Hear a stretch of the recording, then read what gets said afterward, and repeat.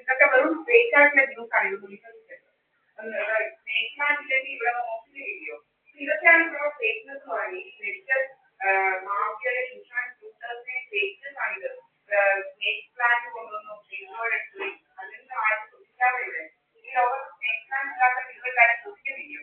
അപ്പൊ ഇതൊക്കെയാണ് ഇവരുടെ ഈ ഫേക്ക് ആയിട്ടുള്ള കാര്യങ്ങൾ ഇവരുണ്ട്. അപ്പൊ ഇവര് ഭയങ്കര കള്ളരാണ്. ഇൻഷുറൻസ് ലൂട്ട് ചെയ്യാൻ ജോബ് ലോക്ക് ഇൻഷുറൻസ് നമ്മൾ പഠിച്ചു വാങ്ങിച്ച അല്ലെങ്കിൽ 5 വർഷം മംഗലാപുരത്ത് പോയി പഠിക്കുകയാണ്. ഇന്ന് പോയാലും സാർമാർക്കെല്ലാം എന്നെ അറിയാം. പക്ഷേ മംഗലാപുരത്തെ അവിടെ ചെന്ന് കഴിച്ചാൽ മതി. ഞാൻ ഇതിനകത്ത് പറയുകയാണ്. ഈ ഇന്നലെയൊക്കെ പറയുവാണ് ഇത് ജനലിന്റെ അടുക്കലോട്ട് നമുക്ക് ശ്വാസം മുട്ടിക്കുമല്ലോ. സ്നേക് പ്ലാന്റ് വെക്കും ഒരു ഒരു ഒരു ഇതുണ്ട്. സ്നേക് പ്ലാന്റ് എന്ന് പറഞ്ഞൊരു ഇതുണ്ടമ്മേ, അത് ഓക്സിജൻ തരും ജനലിന്റെ അടുക്കലോട്ട് വയ്ക്കണം. അതുകൊണ്ടാണ് ശ്വാസം മുട്ടുന്നത്. അപ്പൊ ഈ സ്നേക് പ്ലാന്റ് വെച്ചില്ലെങ്കിൽ നമ്മളാരും ശ്വസിക്കത്തില്ല ഇതുവരെ. എന്തൊക്കെ ഫേക്ക് കള്ള ന്യൂസുകളാ പറയുന്നത്. ഇതാണ് എന്റെ അമ്മ. അപ്പൊ ഇവിടെ ഞാൻ എന്റെ അമ്മയെ വിളിക്കുമ്പോ ഇപ്പൊ ഓരോരുത്തർക്ക് അസുഖം, ഞാൻ അമ്മയെ വിളിക്കുന്നത് എന്തെല്ലാം രോഗങ്ങളാണ്. അപ്പൊ നമ്മുടെ വീട്ടിൽ നമ്മൾ അമ്മയെ വിളിക്കും, അങ്ങനെ പലരെയും വിളിക്കും, നമ്മൾ സംസാരിക്കും. നമുക്ക് right freedom of speech and expression ഒക്കെ നമ്മുടെ കോൺസ്റ്റിറ്റ്യൂഷൻ എൻഷുർ ചെയ്തിരിക്കുന്നതാണ്. ഇവരൊക്കെയാണ് ആരാണ് നമ്മളെ ജഡ്ജ് ചെയ്യാൻ. ഇങ്ങനെ കുറെ ആൾക്കാർ കയറിയിരുന്നത് ഭയങ്കര ഇതാണ്. ഇവരൊക്കെ ഇവരൊക്കെ ഇതിന്റെ പിന്നിൽ പ്രവർത്തിക്കുന്ന കുറെ ഗൂണ്ടകളാണ്. അതുകൊണ്ടാണ് ഇവർ ഇതെല്ലാം പറയുന്നത്. ഇങ്ങനെ അപ്പൊ ശ്വസിക്കാതെ എല്ലാവരും മരിച്ചുപോയി, സ്നേക് പ്ലാന്റ് ഇല്ല അങ്ങനെയൊക്കെ ഉണ്ടെങ്കിൽ ഇങ്ങനെ സിഗരറ്റ് വലിക്കുന്നു, അങ്ങനെയൊക്കെ പല പല രീതിയിലുള്ള ഇതാക്കി നമ്മുടെ മുഖത്തോട്ടുള്ള പോയിസം ഗ്യാസ് അടിക്കുക. നമ്മുടെ സിഗരറ്റ് വലിക്കുന്നവരുടെ ചുണ്ടൊക്കെ പൊള്ളിയിരിക്കുകയാണ്. എനിക്കറിയത്തില്ല ഇതൊന്നും. ചുണ്ട് പൊള്ളുവോ? ഇതൊന്നും നമുക്കറിയില്ല. നമ്മുടെ ചുണ്ടെല്ലാം പൊള്ളിക്കുക. ഇതൊക്കെയാണ് ഇവന്മാരുടെ രോഗം ഇതെന്ന് പറയുന്നത്. ഇങ്ങനെ പല പല ഫേക്ക് ആയിട്ടുള്ള ന്യൂസ് ഉണ്ടാക്കുക. ഞാൻ സിഗരറ്റ് വലിക്കുമോ?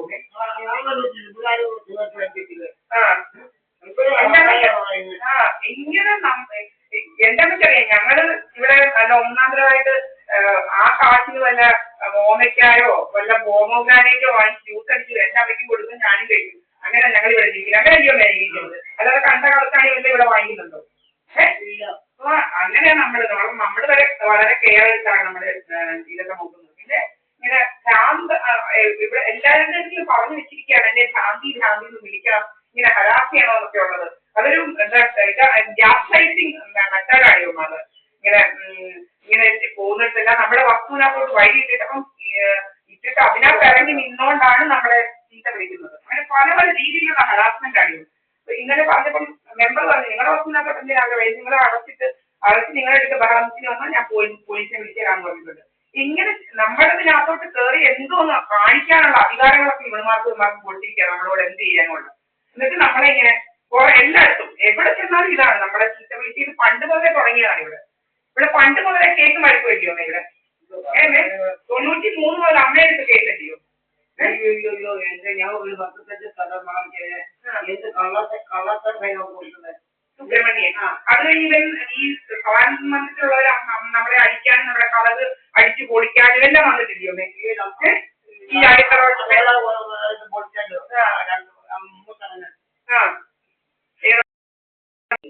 എന്ന് പറയാം. അങ്ങനെ പല രീതിയിൽ ഞങ്ങളെ ഉപദ്രവിക്കുന്നു. വരാൻ പോലും ഒക്കത്തില്ല.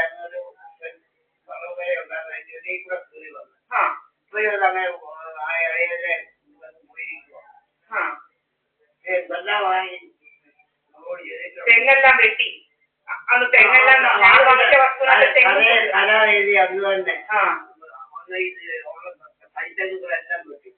ഞാൻ 10ൽ പഠിക്കുന്നതന്നെയാ ഇത്. 10ലെ എക്സാം ആവാറായപ്പോഴാണ് ഇത് തുടങ്ങിയത്.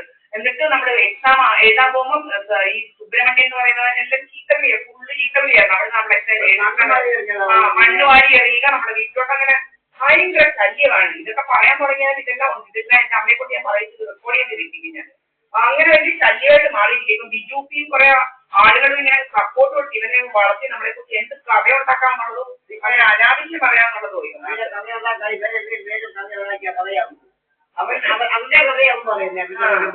ഞാനിവിടെ എന്റെ വീട്ടിനകത്ത് കിടന്നു പോയി. ഇതുപോലെ 2019-20 ഇതുപോലായിരുന്നു.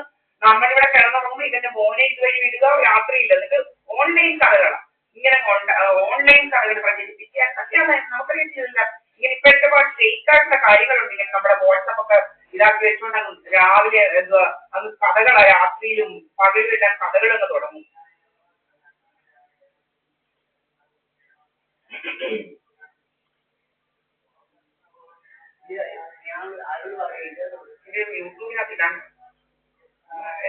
ആദ്യമാണല്ലോ ഇവിടെ എന്തൊക്കെയാ സംഭവിച്ചത്, എന്തുമാത്രം കേസ് വഴക്കും ഉണ്ടായിരുന്നു.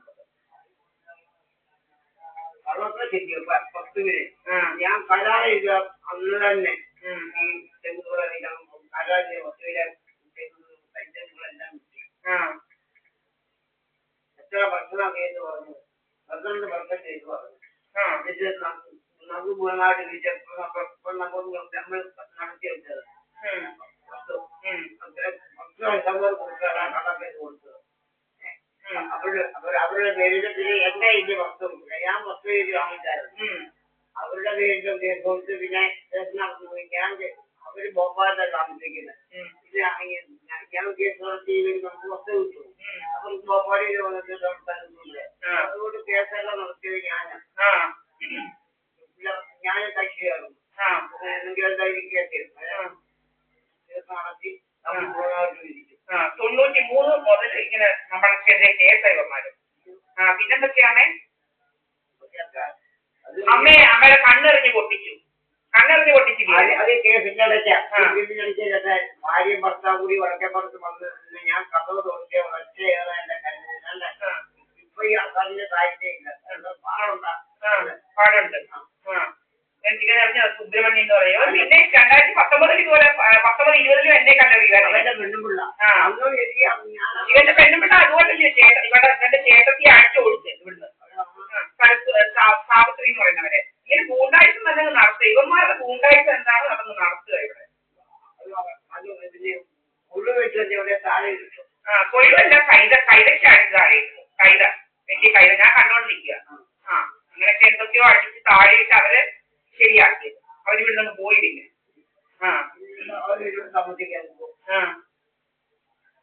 അങ്ങനെ ഭയങ്കര ഗൂണ്ട്. അതിന്റെ സാക്ഷിയൊക്കെ നമ്മൾ ഇട്ടിട്ടുണ്ട്. എന്റെ മലയാള സാഹിത്യമൊക്കെ ഞങ്ങൾ ഇട്ടിട്ടുണ്ട്. എന്റെ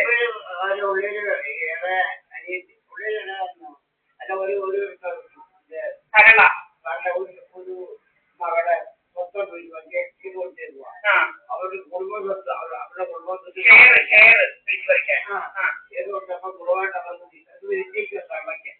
ഇങ്ങനെ കളക്കാരായിരുന്നു ജോലി. കേസിന് നടത്തുന്നത് ഭയങ്കര ഇതാണ്. ഇവനെ CPM കുറെ ഗൂണ്ടായിട്ട് വളർത്തി വെച്ചിരിക്കുക ഇവിടെ കുറെ ആൾക്കാര്. ഇതിനെ കൊണ്ട് വലിയ ശല്യമായിട്ട് മാറിയിരിക്കുക. ഇതിന് ഇവിടെ കൂടെ പോകുന്നുണ്ട് മുണ്ട് പൊക്കി കാണിക്കുക. ഞാൻ പറയാം ഇപ്പൊ ശശി ഇഷ്ടമുണ്ടല്ലോ കേട്ടോ. അവർക്ക് മനസ്സിലായി ശശി ഇപ്പം ശശിമമ്മ പക്ഷെ ശശി അവരെ എന്നും പോയിട്ടായിരിക്കും ഒരു ഷോപ്പിൽ പോകും. പോയി അവരെ ഇരിക്കുവാനും പോയി. അപ്പൊ അവൻ ബോധിയില്ല. അതിനാ ശശിമാമ ഏഴാം പ്രാവശ്യം നമ്മൾ ആരെയും പിടിക്കാറില്ല.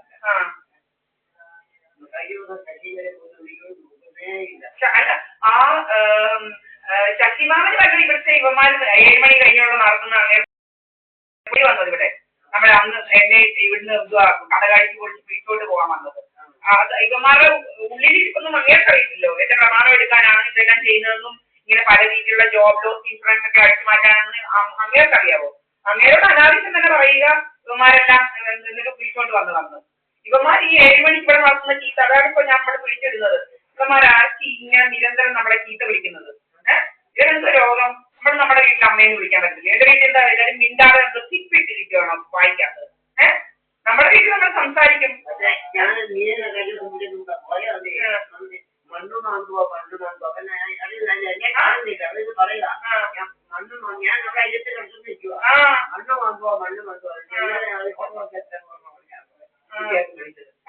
അല്ലേ അവരും അങ്ങനെ പറയുന്നത് വഴക്കുള്ളവരും. അപ്പൊ ഇത് അമ്മയെ കുറിച്ച് ഇങ്ങനെ പറഞ്ഞത് വല്ല മാന്തി ഇപ്പം എന്തോ വീട്ടിനകത്ത് ഇരിപ്പാന്ന് പറഞ്ഞെന്ന് കേട്ടില്ലയോ പറഞ്ഞത്? ഇവിടെ നമ്മുടെ വസ്തു പോയി നോക്കണ്ടായോ? മാന്തിയെന്ന് അമ്മ മാന്തി ഇപ്പം പെരക്കാതിരിക്കുന്നതെന്ന്. 88 വയസ്സുള്ള ആള് നല്ലപോലെ നടക്കുന്നത് പിടിക്കുന്നത് ഒരു കുഴപ്പമില്ല. അന്നേരം അവിടെ ഇരിപ്പുണ്ട്, അറിഞ്ഞില്ല അവിടെ ഇരിക്കുന്നു എന്നുള്ള കാര്യം. പെരക്കാതിരിക്കുകയാണ് വിചാരിച്ചത്. അവിടെ വന്നിരിക്കുന്ന കാര്യം അറിഞ്ഞില്ല. ഇപ്പൊ നല്ല സൂപ്പറായിട്ട് എല്ലായിടവും പോകുന്നുണ്ട്, ഒരു കുഴപ്പവും ഇല്ല. 88 വയസ്സുള്ള ആള്